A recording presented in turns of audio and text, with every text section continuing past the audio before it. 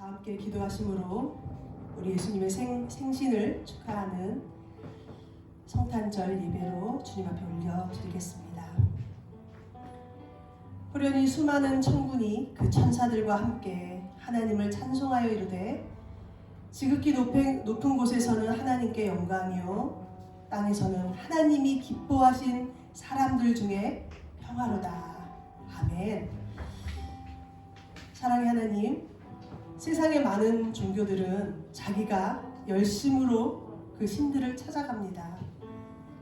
그러나 하나님은 친히 우리에게 먼저 찾아오심을 다시 한번 알게 하시니 감사드립니다.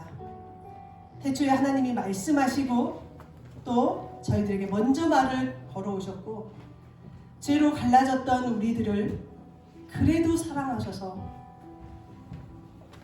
하나님이 낮고 천한 모습으로 이 땅 가운데 찾아오신 주님, 오늘도 그 주님을 다시 한번 감사드리며 주님 앞에 영광 돌리기를 원합니다. 하나님, 우리의 예배를 기뻐 받아주시옵소서. 감사드리며 거룩하신 예수님의 이름으로 기도합니다. 아멘. 우리 아기 예수의 탄생을 기뻐하며 이 시간 찬양을 한번 나눠보려고 합니다. 찬송가 106장, 여러분의 찬송가에 있는 찬송인데 아마 오늘 처음 해보실 것 같아요. 함께 어린아이의 마음으로 이 시간 이 찬양을 한번 해보겠습니다.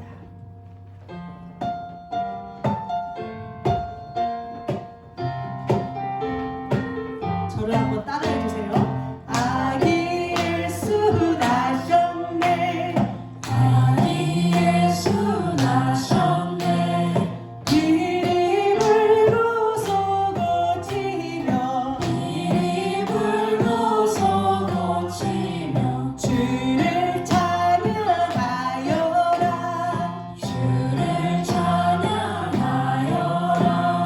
아기 예수 나셨네, 아기 예수 나셨네, 예언자가 말했네, 예언자가 말했네, 구주 예수 나신다고, 구주 예수 나신다고, 세세토록 영원히, 세세토록 영원히.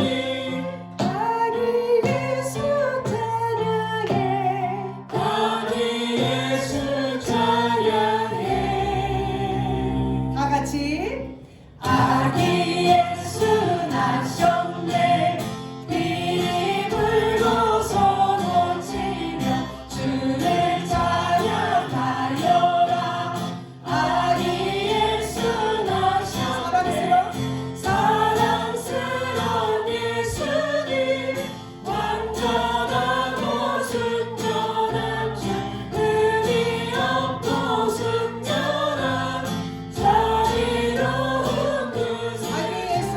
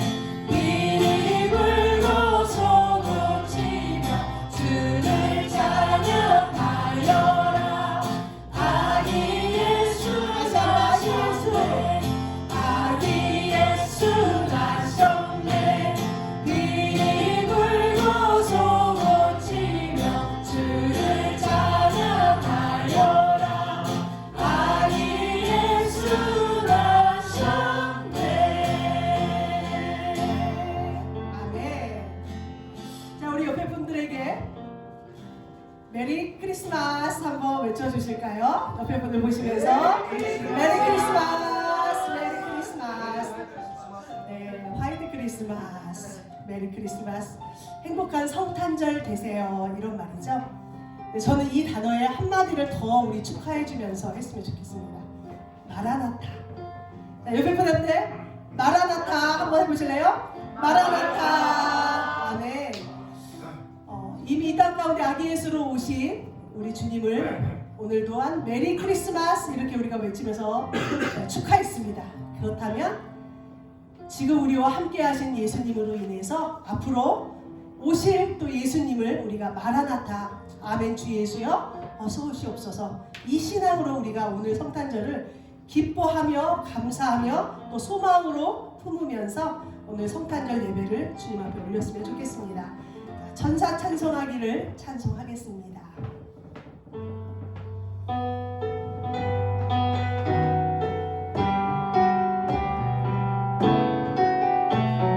천사 찬송하기를, 천사 찬송하기를 거룩하신 구주께 영광 돌려보내세. 구주 오늘 나셨네.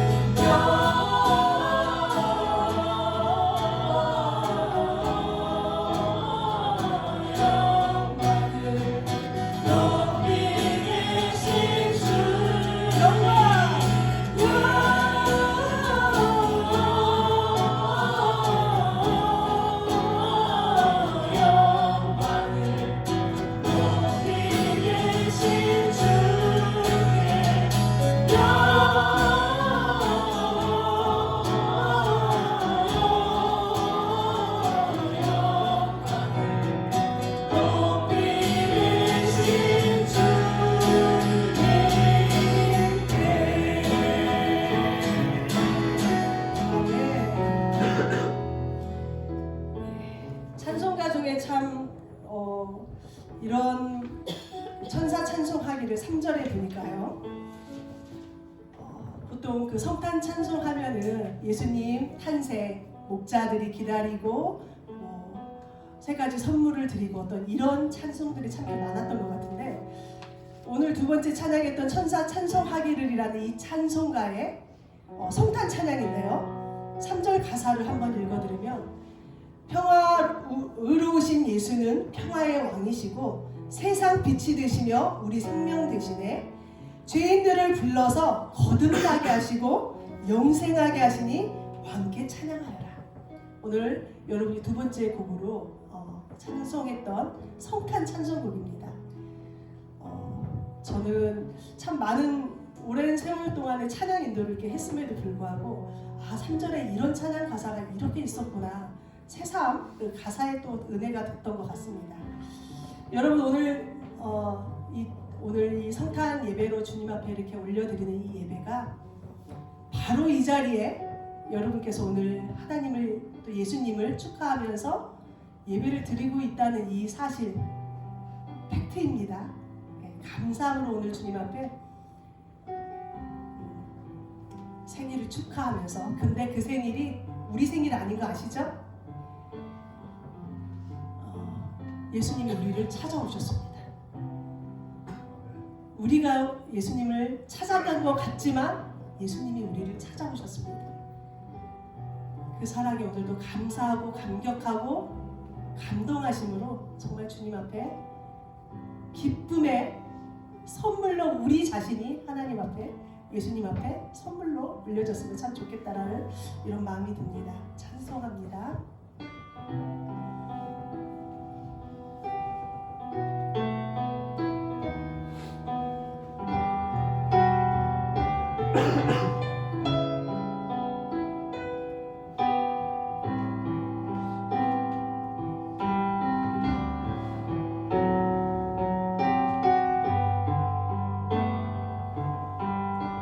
주 사랑으로 오셨네. 주 사랑으로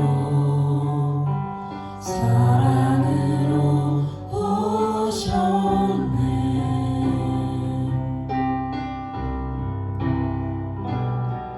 주 사랑으로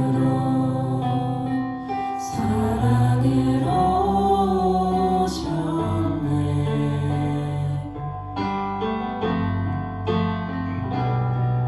온 만물의 주님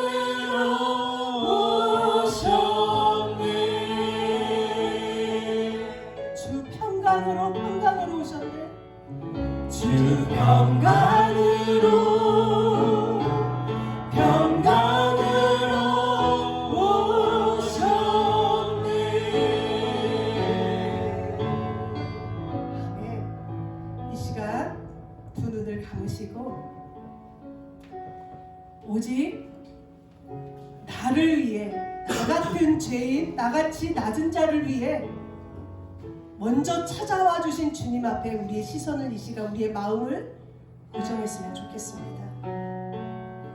여러분 안에 평강이 계십니까? 여러분 안에 사랑으로 찾아오신 예수님이 오늘 또한 가득 채워져 계십니까? 오늘 이 하루, 이 예배가 그저 하루의 성탄 예배 축제로만 끝나는 것이 아니라 이제는 임마누엘 되셔서 나와 함께 하시는 주님이 내 안에 거하심에 이제 소망을 품고 마라나타, 마라나타, 날마다 오늘이 마지막이라고 생각하고 주님을 기대하며 고대하며 주님과 함께 나아가는 우리의 삶이 됐으면 좋겠습니다. 이 시간 다 함께 기도하며 주님 앞에 나아가겠습니다. 주신 아버지 하나님 감사합니다. 나에게 친히 찾아오신 주님, 오늘도 사랑으로 평강으로 우리 옆에 분들과 서로 축복하면서 하겠습니다. 빛이 있으라, 빛이 있으라. 예수 그리스도의 생명의 빛, 복음의 빛이 우리 모두에게 가득가득 비춰지기를 간절히 축원합니다. 오늘 주일 예배는 내일이 성탄절이지만 오늘 성탄 감사 예배로 드리는 뜻깊은 주일입니다. 아기 예수님이 이 땅에 오신 성탄의 의미와 기쁨을 함께 깨닫고 누려갈 수 있는 복된 시간 되시기를 간절히 축원합니다. 신약 성경에 사복음서가 있죠. 이 사복음서 중에 예수님의 탄생에 관련하여 가장 세세하고 구체적으로 기록한 성경이 오늘 우리가 보았던 마태복음 말씀입니다. 이 마태복음은 유대인들을 대상으로 기록되어진 복음서이고, 또 다른 복음서인 마가복음은 로마인들을 대상으로 기록하였고, 누가복음은 헬라인들을 위하여 기록하였죠.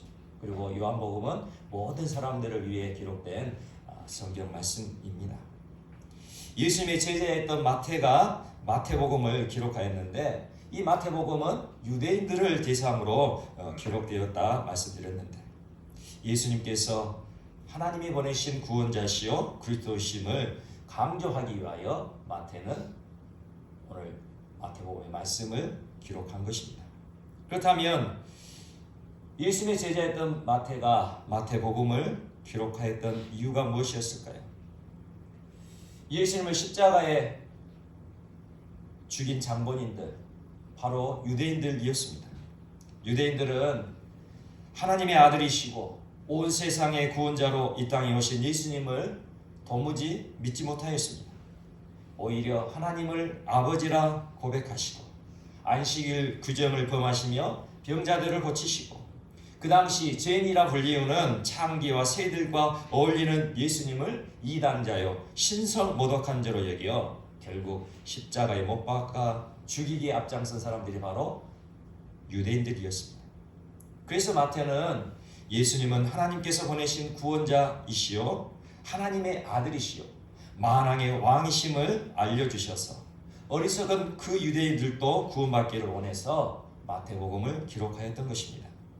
그래서 마태복음이 다른 복음서보다도 예수님의 탄생에 대한 이야기가 아주 구체적으로 기록되어져 있는 것입니다. 예수님은 성경에서 약속하신 대로 다윗의 후손으로 나셨음을 마태복음 1장을 보게 되면 예수 그리스도의 족보를 통해 알려주고 계시는데요. 마태복음 1장 1절에는 이렇게 기록하고 있죠. 아브라함과 다윗의 자손 예수 그리스도의 계보라. 예수 그리스도께서 다윗의 자손으로 오셨음을 분명히 선언하고 계십니다. 또한 아기 예수님은 성령님의 임하심으로 동정녀 마리아에게 잉태되셨음을 분명히 가르쳐주고 계시죠. 또한 예수라는 이름도 이미 하나님께서 장명하여 주셨어요. 하나님께서 미리 그 이름을 지으셔서 주의 사자를 통해 마리아의 남편 요셉에게 알려주셨죠. 마태복음 1장 21절입니다. 아들을 낳으리니 이름을 예수라 하라. 이는 그가 자기 백성을 그들의 죄에서 구원할 자이심이라 하니라. 아멘.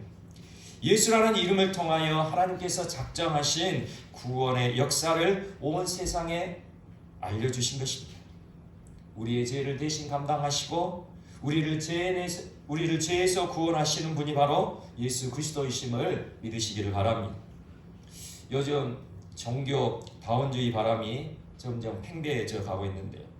모든 종교를 통합하여 모든 종교들이 서로 다투지 말고 평화를 이루어가자는 교묘한 논리가 이 세상에 만연되어 있습니다.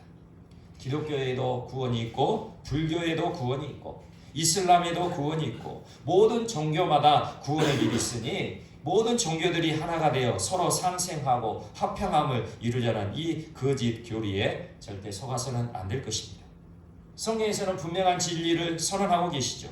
사도행전 4장 12절입니다. 다른 이로서는 구원을 받을 수 없나니 천하 사람 중에 구원을 받을 만한 다른 이름을 우리에게 주신 일이 없습니다. 아멘.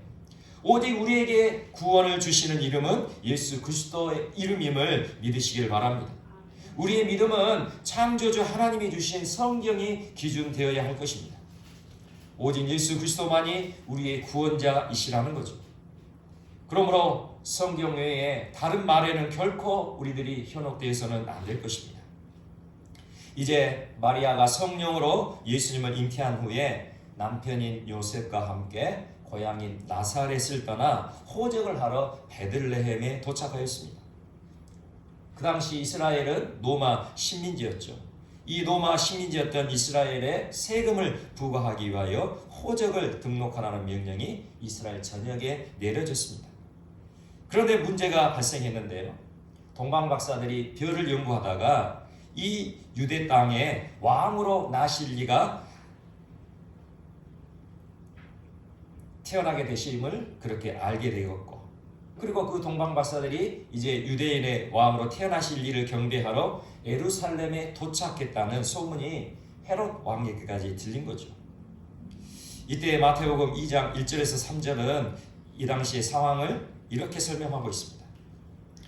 헤롯 왕 때에 예수께서 유대 베들레헴에서 나심에 동방으로부터 박사들이 예루살렘에 이르러 말하되 유대인의 왕으로 나신 이가 어디 계시냐? 유리가 동방에서 그의 별을 보고 그에게 경배하러 왔노라 하니 헤롯 왕과 온 예루살렘이 듣고 소동한지라. 아멘. 유대인의 왕이 나셨다는 소문은 헤롯 왕뿐만 아니라 유대 백성들에게 들려졌고 그들의 마음에 소동하기에 충분한 거였다는 거죠. 헤롯은 왜 그의 마음이 소동하였을까요? 헤롯은 자신의 왕자를 빼앗길까봐 두려워하여 당황하였다는 거예요. 유대인의 왕이 나셨으니 내 자신의 왕자가 빼앗기지 않을까, 그렇게 헤롯은 당황하였고, 또한 유대 백성들은 로마 식민지로서 폭정과 가난으로 고통받는 자신들을 구원하여 주실 유대인의 왕 메시아가 탄생했다는 그 기쁨의 소식에 마음이 요동하게 된 거죠. 그런데 마리아와 요셉은 헤롯 왕의 위협을 피해 아기 예수를 데리고 애굽으로 피신을 가게 됩니다. 자신의 왕자의 위협을 받게 된 헤롯, 그 유대인으로 왕으로 날 그 아기를 죽이려는 그런 마음을 갖고 있었던 것이죠. 결국 유대인으로 왕으로 나신 아기의 행방을 찾지 못하게 된 헤롯 왕, 이 포악한 헤롯 왕은 무자비하게 베들레헴과 그 근방에 있던 2살 아래의 아기를 모조리 다 죽이는 끔찍한 범죄를 벌이게 됩니다. 유대인을 왕으로 나신 이를 찾을 수가 없게 되니까 그때를 기준으로 해서 2살 이하의 모든 아기들을 죽여라, 그렇게 명령했던 왕이 바로 헤롯 왕이었다는 것이죠. 이제 시간은 흘러 포악한 헤롯 왕이 죽었습니다.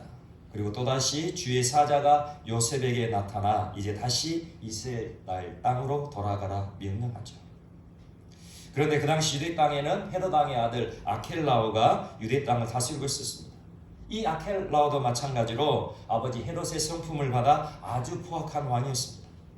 그래서 나중에 폭정에 시달린 유대 백성들이 반란을 일으킬 정도로 그렇게 포악한 왕이 아켈라오 왕이었죠. 이렇게 포악한 아켈라오가 버티고 있던 유대 지역인 베들레헴으로 돌아가는 것을 요셉과 마리아는 두려워했습니다. 그래서 베들레헴으로 돌아간 것이 아니라 요셉과 마리아는 아기 예수를 데리고 자기 고향인 갈릴리 지역인 나사렛으로 돌아가 살았던 것이죠. 오늘 본문 22절 말씀을 한번 보도록 하겠습니다. 22절 시작. 그러나 아켈라오가 그의 아버지 헤롯을 이어 유대의 임금됨을 듣고 거기로 가기를 무서워하더니 꿈에 지시하심을 받아 갈릴리 지방으로 떠나가. 아멘. 지금 요셉과 마리아는 아기 예수를 데리고 갈릴리 지역, 자신이 살았던 고향 나사렛으로 돌아가게 된 것입니다. 이로 인하여 예수님을 부를 때에 나사렛 예수라 불려지게 된 거죠. 이 나사렛 예수라는 의미는 나사렛 출신의 예수라는 의미인데요. 또 다시 한번 우리 23절 보도록 하겠습니다. 본문 23절 함께 읽겠습니다. 시작. 나사렛이란 동네에 가서 사니 이는 선지자로 하신 말씀에 나사렛 사람이라 칭하리라 하심을 이루려 함이로라. 아멘. 성경에서는 분명히 선지자로 하신 말씀에 나사렛 사람이라 칭하리라 하심을 이루려 하시기 위하여 예수 그리스도께서 나사렛 동네에 가서 사셨다고 말씀하고 있죠. 실제로 선지자로 하신 말씀에 예수님에 대한 예언의 말씀이 구약 성경에 기록되어 있었습니다. 예수님이 베들레헴에 태어나실 것도 구약 성경에 예언되어 있으셨죠. 예수님이 동정녀를 통해 태어나실 것도 구약 성경에 기록되어 있습니다. 그리고 예수 그리스도께서 십자가에 달리시기 위하여 예루살렘 성에 들어가실 때에 새끼 나귀를 타고 가실 것도 그 외에 수많은 예언의 말씀도 구약 성경에 기록되어 있죠. 그렇다면 오늘 본문 23절에 말씀하신 선지자로 하신 말씀이라 그렇게 기록되어 있는데 이 선지자로 하신 말씀이 바로 구약 성경을 의미하고 있습니다. 그러므로 이 나사렛에 대한 예언의 말씀이 구약 성경에 기록되어 있어야 할 것입니다. 그런데 구약 성경을 찾아보면 어디에도 나사렛이란 이 단어조차 나오지를 않는다는 거죠. 분명 선지자로 하신 말씀, 구약 성경에 나사렛 사람이라 칭하리라 그렇게 말씀하셨다고 기록되어 있는데 실제로 구약 성경은 나사렛이라는 그 단어조차 없다는 거예요. 그렇다면 이 나사렛이라는 의미가 무엇인지를 먼저 알아봐야 할 것입니다. 이 나사렛을 어원적으로 보면 넷제르라는 단어와 관련이 있다는 것을 알게 됩니다. 이 넷제르는 가지라는 의미를 가진 히브리어죠. 이 넷제르라는 단어가 구약 성경에 등장하고 있는데 구약 성경 이사야 11장 1절에 이렇게 등장합니다. 이새의 줄기에서 한 싹이 나며 그 뿌리에서 한 가지가 나서 결실할 것이요. 이새의 줄기에서 한 싹이 난다. 그렇다면 이새는 누굽니까? 이새는 다윗의 아버지죠. 그러므로 다윗의 후손으로서 한 가지가 나와 놀라운 결실을 맺게 될 것을 지금 구약 성경 이사야에서 예언하고 있는데 바로 이 가지, 넷제르, 이 가지가 바로 예수 그리스도를 의미하고 있다는 것입니다. 그러므로 가지라는 단어 넷제르에서 바로 이 나사렛이라는 지명이 나왔다는 거죠. 또한 나사렛 예수의 이미지는 성경에서 말씀하고 있는 예수 그리스도의 이미지와 딱 들어맞고 있음을 알게 되는데요. 이 나사렛이라는 동네 아주 작은 총동네입니다. 그리고 이 나사렛 동네가 있는 그 지역이 어느 지역이라고요? 갈릴리 지역이죠. 이 갈릴리 지역은 완전히 병방 지역이에요. 지금 우리나라로 보게 되면 우리 남한으로 보게 되면 저 강원도, 철원 그런 지역이 바로 이 갈릴리 지역이 된다는 것이죠. 유대인들이 보기에 완전히 낙후된 갈릴리. 이곳에는 꿈과 소망이 없는 곳이에요. 하나님의 은혜가 도저히 미치지 못할 땅이 바로 갈릴리 지역이었던 것이죠. 그러한 갈릴리 지역에서도 가장 작은 동네인 나사렛 출신이라는 이 호칭은 온 인류를 구원하실 예수 그리스도의 이름에 합당한 호칭은 되기 어렵죠. 오히려 이 나사렛 예수, 나사렛 출신의 예수라는 이 호칭은 왕따 취급받기에 딱 좋은 호칭이었습니다. 조롱과 멸시가 나사렛 예수라는 호칭에 담겨있기 때문입니다. 그래서 이후에 예수님의 제자가 된 빌립이라는 제자가 나다나엘을 찾아가 이렇게 말했습니다. 우리가 기다리던 메시아가 오셨어. 그분이 바로 요셉의 아들 나사렛 예수시라네. 그렇게 예수님을 소개하자 나다나엘의 반응이 무엇이었냐면, 나사렛에서 무슨 선한 것이 나온다는 거야. 말도 안 되는 소리 하지 마. 이렇게 말했다는 거예요. 이것이 요한복음 1장 46절에 기록되어 있는데요. 나다나엘이 이르되 나사렛에서 무슨 선한 것이 날 수 있느냐? 나사렛에서는 결코 선한 것, 위대한 그리스도 메시아가 날 수 없다. 그렇게 나다나엘이 알고 있었다는 거죠. 이처럼 나사렛 동네는 그 당시 무시당하고 천시당하고 멸시당했던 그런 동네였다는 것입니다. 마치 성경에 기록된 예수 그리스도의 모습을 그대로 보여주는 이름, 그 호칭, 바로 나사렛 예수였던 것이죠. 이사야 53장 2절에서 3절에서는 예수 그리스도의 모습을 이렇게 예언하고 계십니다. 그는 주 앞에서 자라나기를 연한 순 같고 마른 땅에서 나온 뿌리 같아서 고운 모양도 없고 풍채도 없다. 예수 그리스도를 예언하실 때에 그의 모습이 고운 모양도 없고 풍채도 없다. 그리고 우리가 보기에 흠모할 만한 아름다운 것이 없다. 그렇게 말씀하고 있어요. 그리고 이어서 또 이렇게 말씀하시죠. 그는 멸시를 받아 사람들에게 버림받았으며, 예수 그리스도께서 멸시를 받아 사람들에게 버림받았으며 강고를 모든 고난을 많이 겪었으며 질고를 아는 자라. 마치 사람들이 그에게서 얼굴을 가린 것 같이 멸시를 당하였고 우리도 그를 귀히 여기지 아니하였도다. 예수 그리스도의 그 모습을 이렇게 성경에서는 예언하고 계신 거예요. 멸시를 당하였고 모든 사람들이 그를 귀히 여기지 아니하였다. 예수 그리스도의 모습이에요. 예수님은 자기 자신이 비방받고 천대받고 무시당한 것처럼 그렇게 고통받는 사람들을 위로하시고 회복시키려 오셨음을 믿으시기를 바랍니다. 하나님은 소외당하고 어렵고 힘든 사람들에 대한 관심을 항상 말씀하셨는데요. 그렇게 소외당하고 어렵고 힘든 삶을 살았던 사람들, 그 당시 고아와 가부, 나그네들이죠. 이러한 사람들을 선대하고 도와줘야 한다. 그렇게 하나님은 늘 말씀하셨어요. 이스라엘 사람들은 자기 자신들의 정체성을 히브리인이라 그렇게 규정하는데요. 자기 자신을 히브리인이다. 자신은 히브리인이다. 그래서 사도 바울도 자기 자신을 히브리인 중에 히브리인이다. 그렇게 고백하였는데요.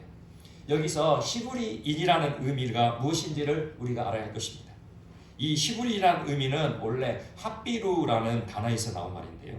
이 핫비루는 어떤 의미를 가지고 있냐면, 이 핫비루는 혈연 관계로 맺어진 혈연 공동체가 아니에요. 또한 같은 언어를 사용하는 언어 공동체도 아니죠.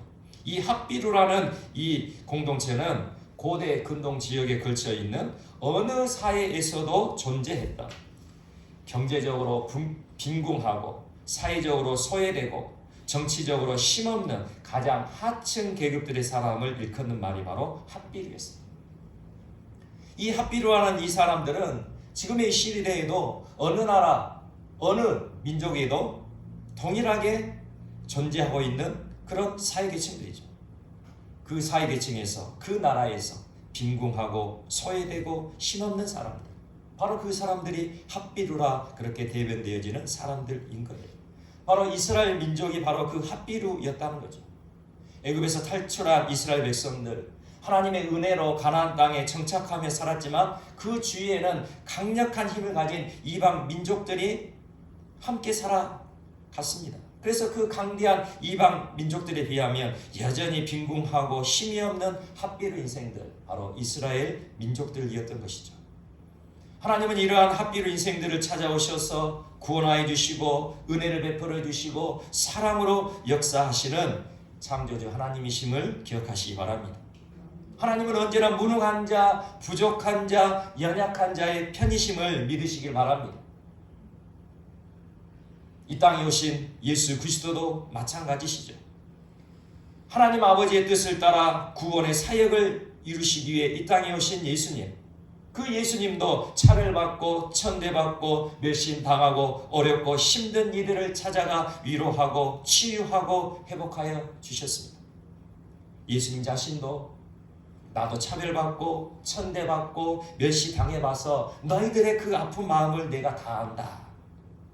그렇게 연약하고 힘들고 어려운 삶을 살아가는 핫비로 같은 인생을 찾아오시는 분, 바로 그분이 나사렛 예수님이시라는 것입니다.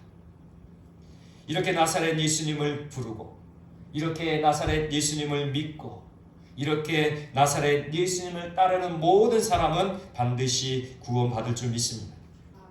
나사렛 예수님이 주시는 생명으로 인하여 핫비로 같은 인생이 완전히 바뀌어지게 되는 거예요.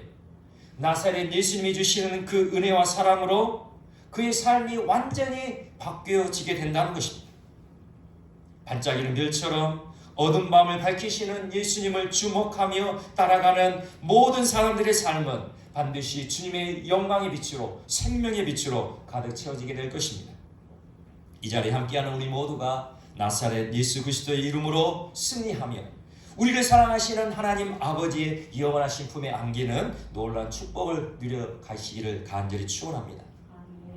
세상에서 가진 자들은, 명성이 있고 권력이 있는 자들은 나사렛 예수라는 이름을 조롱하고 무시합니다. 예수님이 나하고 무슨 상관이야? 아예 관심조차 없죠.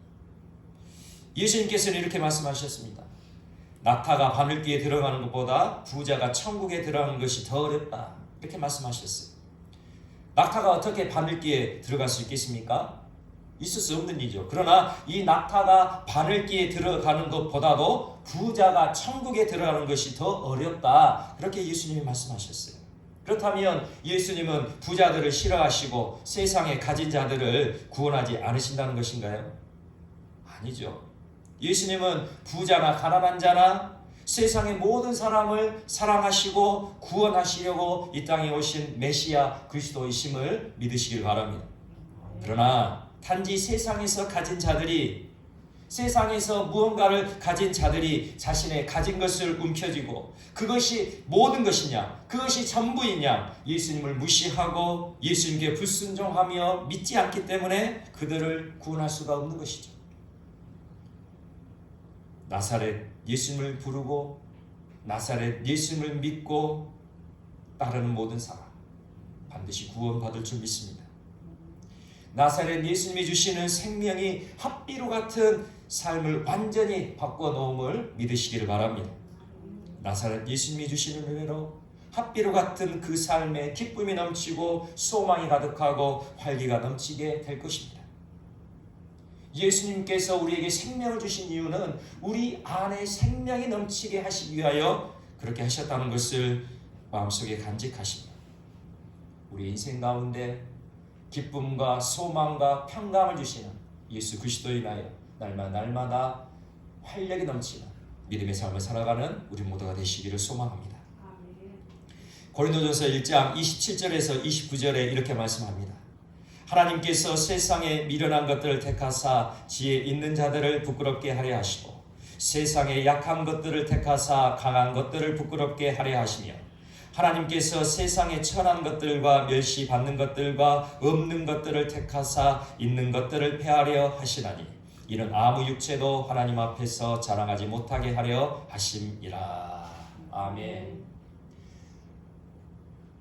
하나님 아버지께서 예수 그리스도를 나사렛 예수로 그렇게 이 땅에 보내신 것은 참으로 없고 연약하고 미련하고 지혜 없는 자들, 그들을 부르시고 택하시고 핫비로 같은 그의 인생을 생명이 넘치는 복된 믿음의 삶으로 이끌어 가시기 위함임을 명심하시며 이 자리에 함께 하신 우리 모두가 나사렛 예수 그리스도의 이름으로 구원받아 우리를 사랑하시는 하나님 아버지의 그 영광을, 그 무한하신 영광을 온 세상에 나타내 보이실 수 있는 우리의 아름다운 믿음의 삶 되시기를 간절히 축원합니다.